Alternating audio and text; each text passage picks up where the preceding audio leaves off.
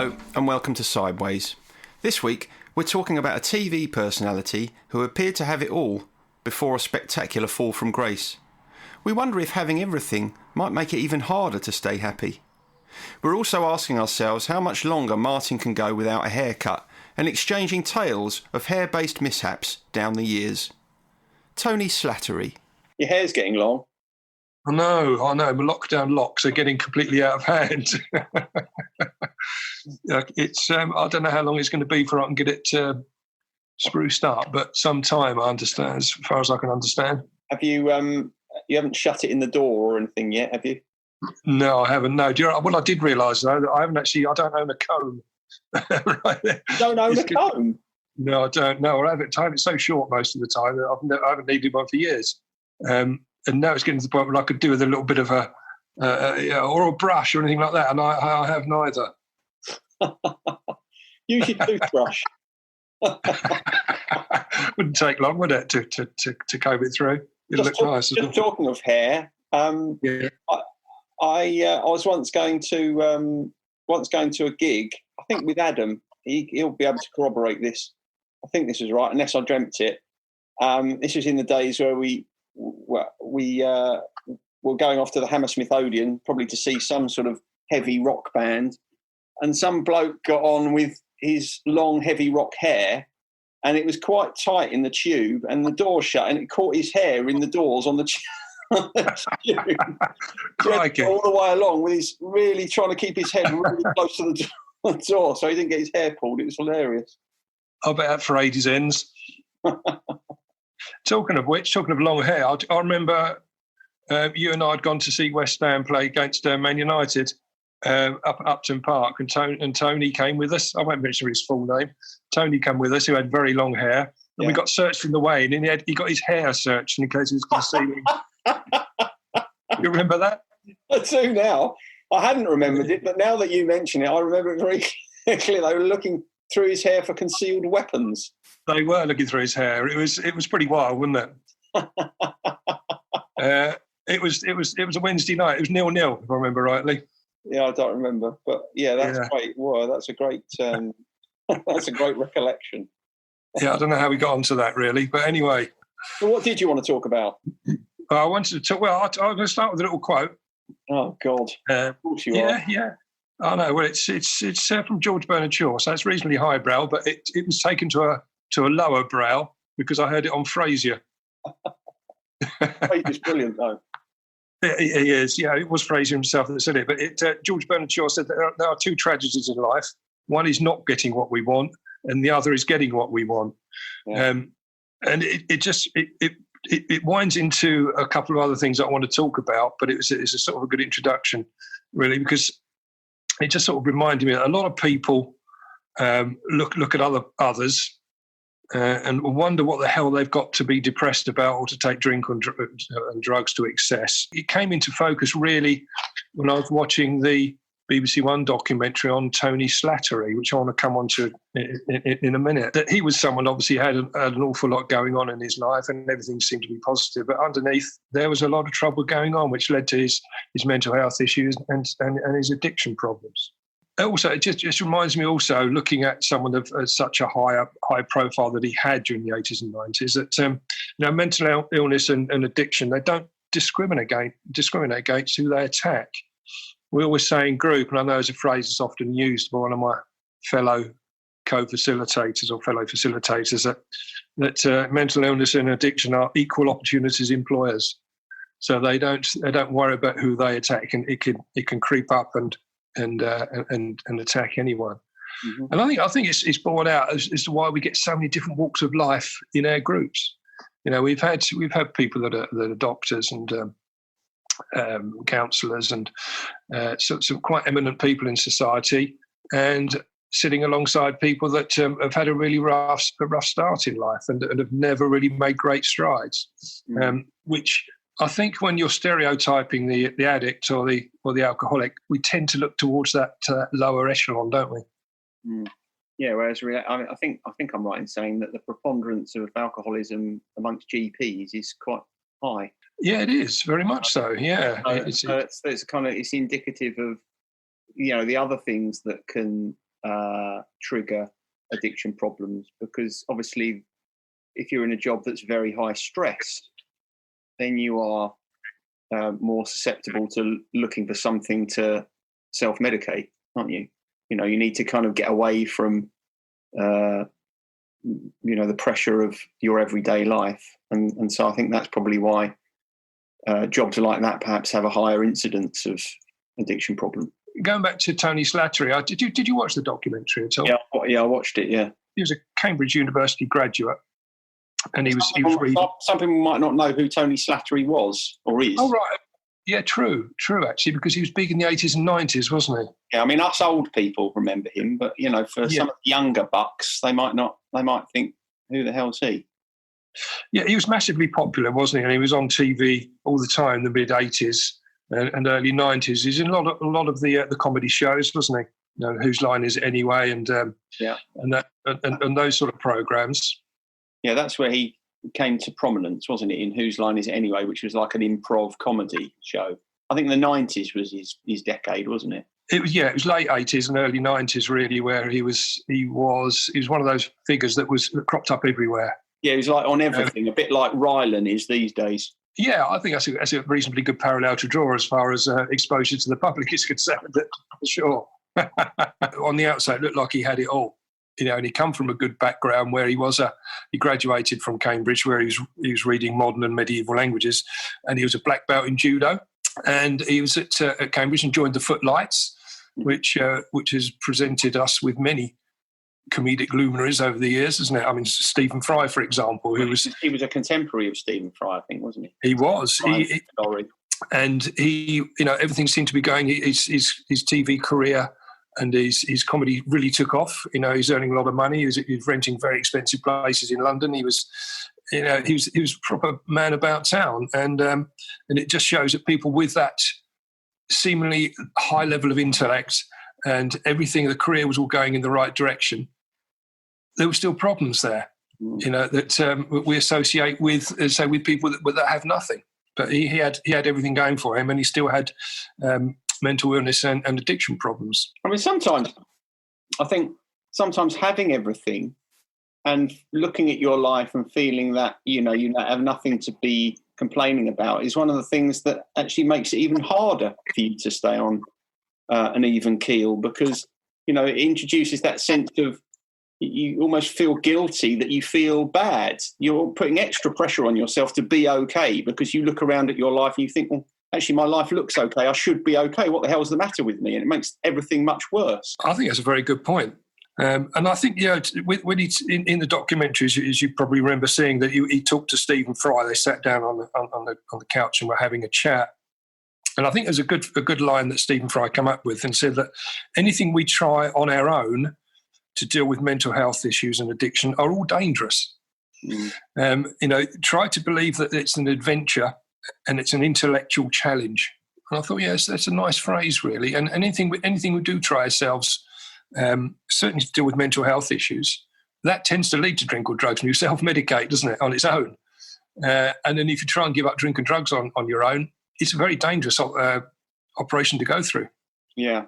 Yeah, you said to me, actually, on that point, I know that we've had conversations in the past about how you have felt that people who are in recovery and kind of use their brains in recovery, should we put it that way, really kind of think about their recovery, really understand the concepts of recovery, maybe take the opportunity to learn about recovery, they're the people that tend to have the best chance of sustaining it. Absolutely. I always try and encourage people to read about it, to learn about it. It gives you an understanding as to what's going on, and it gives you you can understand it's a condition that we didn't choose, but there's a lot of research around it. There's an awful lot to read about addiction. Yeah, you need to have to sustain and thrive in recovery. You need to have a beginner's mindset, don't you? Because you are effectively beginning again. Yeah, you are very much so. You're rewriting what's happened in the past. You've got. I like to see it as a clean sheet, and you start again. You can rebuild yourself into someone that you like, rather than the way that society and everything, we've talked about the genetic input and peer groups, how that's influenced us in the past and built us into a person. We've now got a chance to start again and to build up into a person that you generally feel you're more comfortable with. So I think it's that rock bottom everyone talks about. It's a great place to move away from. It's a great springboard going forward. But you have taken me off subject slightly again. It's taken me away from my notes as normal. Yeah, good. Well, I'm just teaching you to be a little bit flexible and light on your feet. Don't get that hair caught in anything, though. Anna, you're making me very self-conscious about my hair now. I can see it in the little picture here. To be honest, I can scarcely see anything else. You're like one of the Muppets. In many ways, more ways than one. But what was a frightening fact that came out from that documentary, and I hadn't heard it before, that most people get misdiagnosed 3 times before a mental health disorder can be properly identified. I think that seemed incredible. And were they talking about mental health generally, or was that specifically bipolar? They were talking about mental health generally. Oh, wow. But especially when drink and drugs shield the underlying pathology. Which creates it. Once you wind that into the stats, it makes it ever so difficult. And I know we've talked about that before, and it comes up all the time in groups where people are going through a diagnosis process, struggling to get their addiction under control at the same time. And it makes it tough for everyone. It makes it tough for themselves. It makes them tough for the medical profession to come up with the right answers. Yeah, I mean, one of the things surely that makes that diagnosis more difficult when there are drink or drugs involved is the active addict's preponderance to lie, and not be honest about their use of alcohol or drugs, because that would make a diagnosis more difficult, wouldn't it? Yeah, from day one it does. I used to lie all the time going into my GP, saying I didn't have a problem. Can you just give me some tablets because this is going wrong with me? I don't feel well here and this hurts. Can you sort that out? How much do you drink? Oh, I'm social drinking. Very rarely. I'm staggering in and out of the doctors quite clearly that I have a problem elsewhere. But no, it took me a long time to actually be truthful. But that's common with everyone in that situation. But one thing that Tony Slattery said, which I sort of related to a lot as well, is that about the way his moods change, and he said he moves very quickly, within a few seconds from where everything's possible to nothing's possible in an instant. And I know we talked about that on one of our previous episodes, with the dropping the spoon episode that we've talked about that, which again a lot of people have talked to me about now, and it's almost become synonymous with having a bit of a bad day. So I had a bit of a drop in the spoon moment now. So hopefully, it's been taken up and being used widely.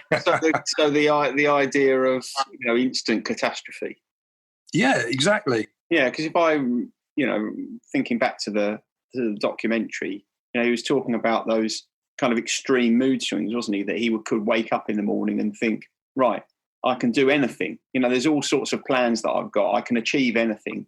And then he'd suddenly crash and feel like it was all a complete waste of time and completely pointless. He couldn't do any of it. I mean, they're both examples of moods that are hard to sustain. You can't really sustain with any sense of durability a belief that you can achieve everything, you can achieve anything, you can get everything done. I mean, it's just too much. So that's a kind of there's some dysfunctional thinking there, in the same way as there is dysfunctional thinking when your belief in yourself is I can't do anything, I'm a complete waste of space, and I might as well not be here. We talked before, I don't know, last week or the week before, about the importance of finding some balance in your thinking between recognizing the things that you struggle with, but also showing care and compassion to yourself, which I didn't see much care and compassion towards himself in that program. There was none at all, was there? I think he was quite lucky to be in a fairly stable relationship with his partner. I don't know if they were married. I think they are. Sorry? I think they are married, but it seemed, really quite a stable relationship, which for his partner, that must have been a very, very, very difficult time over those years. Well, exactly. I mean, they've been together since he was since he was famous and on TV, etc. And so he's seen his highs and he's seen his lows. But I could sort of see the frustration in his eyes.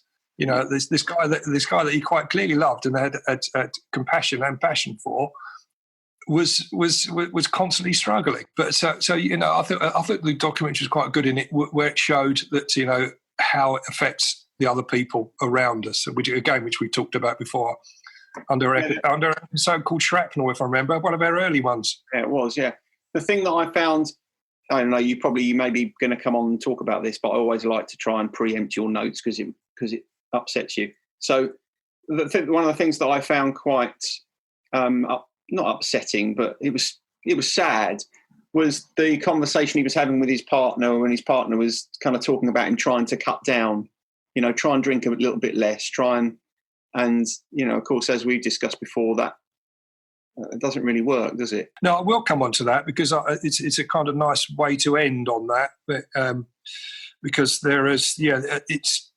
it didn't end as positively as I was hoping for, but I'll come back to that in a second if I may. Yeah, feel free.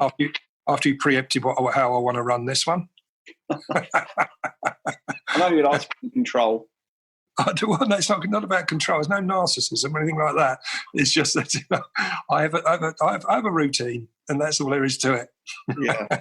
But I thought what was quite interesting, I thought where he used his his online mood diary. Yeah.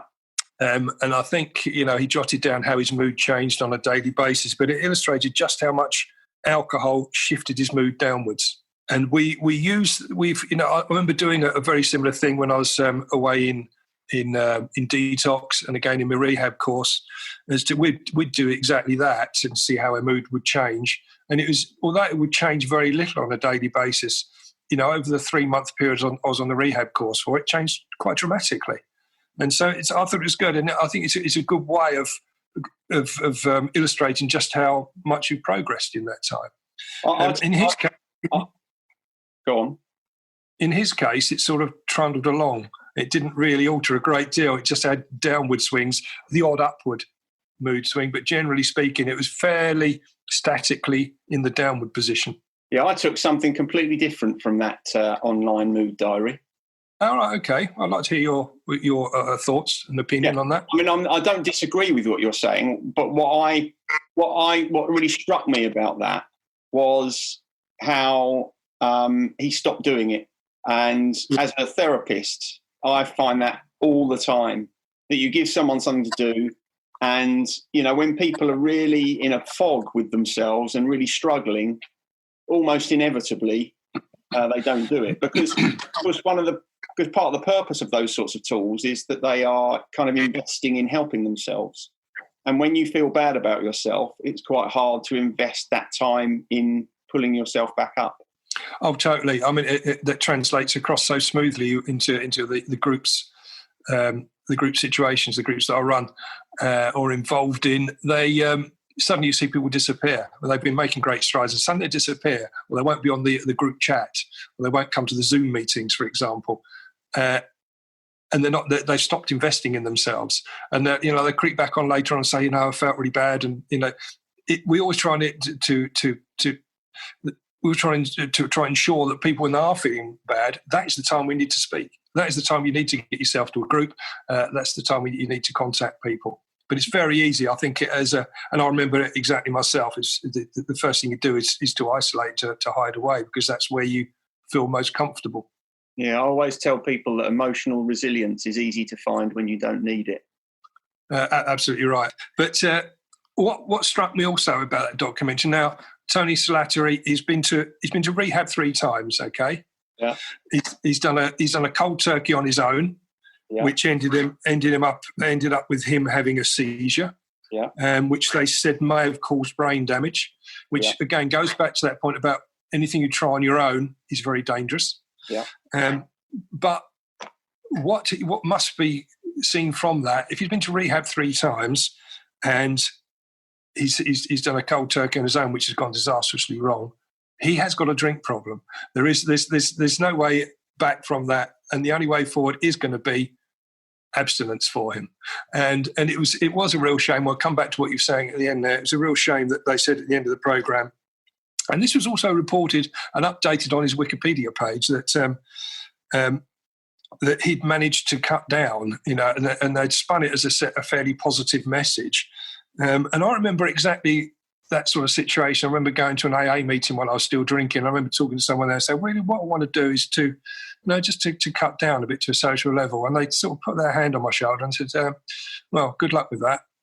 They knew that there's no possibility.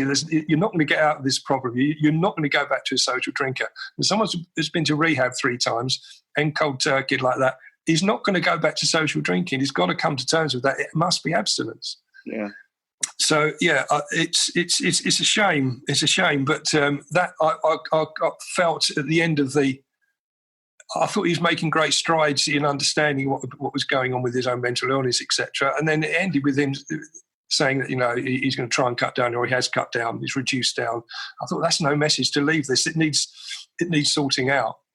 Mm. It's not going to end happily. Yeah, that's interesting, because I was left. Again, I mean, obviously we look at that sort of thing from fundamentally different perspectives. You look at it with the mind of a recovering addict, and I look at it probably with, from the perspective of a therapist. And to see that, I thought to myself, yeah, I mean, he's still right in the midst and the throes of his alcohol addiction. So although it's not a happy ending to the story, it's a pretty predictable one, wasn't it? I mean, as I was watching that documentary, I couldn't see any other ending. If it had ended with him saying, well, that's it, I've now stopped drinking and I've been to rehab and, I've been clean for 6 months, I'd have been absolutely flabbergasted, because nothing in that pointed towards that resolution, as far as I could see. Well, I could see he was making strides. He was making strides, but he wasn't quite there yet. I mean, when the psychiatrist was talking to one of the psychiatrists and told him, and he said that, you've got to believe that something can be done about your situation. You can be helped, but you've got to understand that alcohol is the problem and not the solution. Yeah. You've got to get that into your mind. And it was when he said that, I thought, well, perhaps he's going to listen to that and think, do you know what, I've got to give up. It's no good. I almost felt as if he probably is learning more about it, and he probably is coming to the realisation that alcohol is his fundamental problem. But as we both know, for most people, that's quite a long road of realisation, isn't it? That's rarely a realisation that strikes overnight. Oh well, yes, no, it's the same as the condition creeping up on you. It takes quite a number of years to slowly get to the point where it's you're in real trouble, and it's a long road back out of that situation as well. Mm. But I thought that looking at it as a whole, I was hoping at the end of that we'd cut to 6 months later. And he would say, I don't know how long ago this documentary was made, but I was hoping to cut to 6 months later.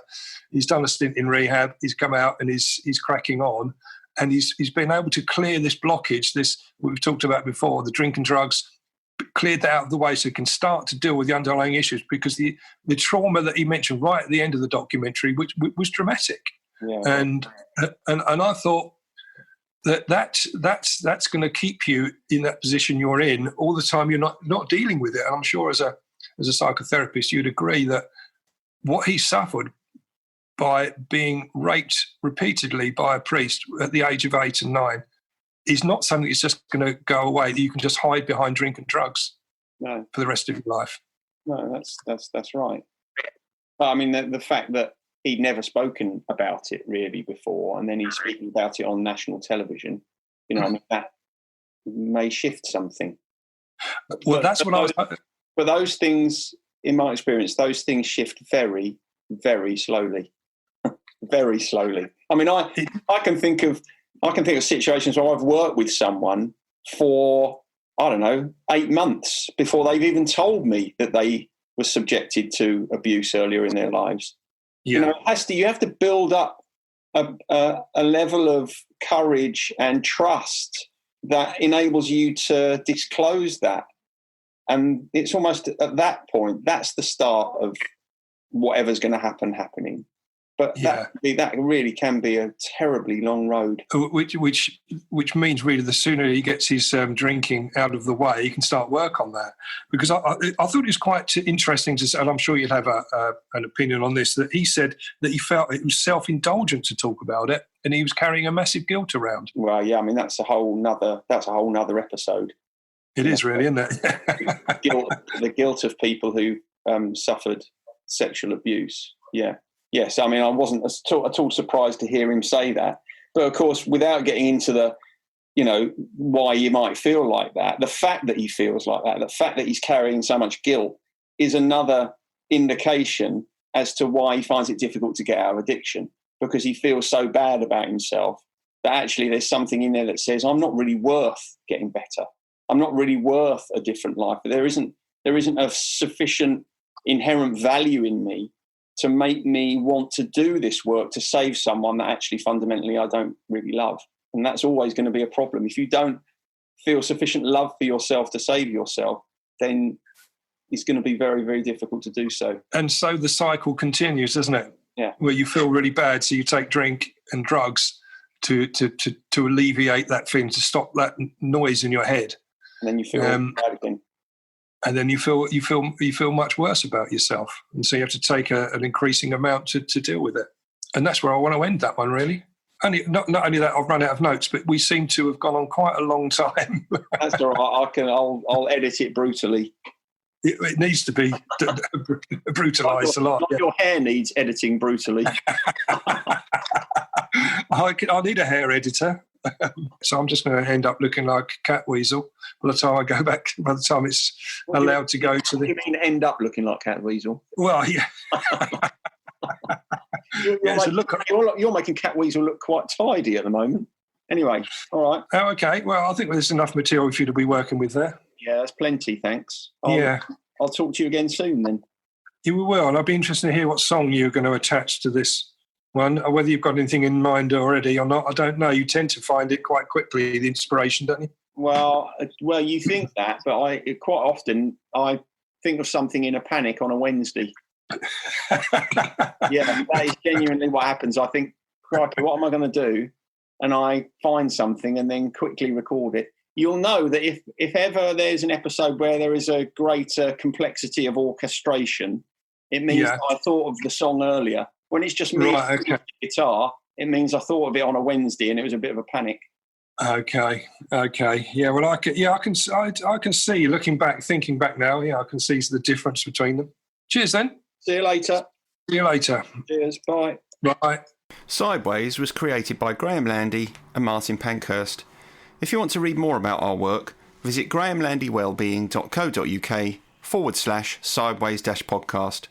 You can follow us on Twitter and on our new Facebook page, Sideways Podcast. And you can also email us with any questions you have or to let us know what you think of the show. And finally, we want to thank you for listening and ask that if you've enjoyed what you've heard, that you spread the word. And we'll see you next week.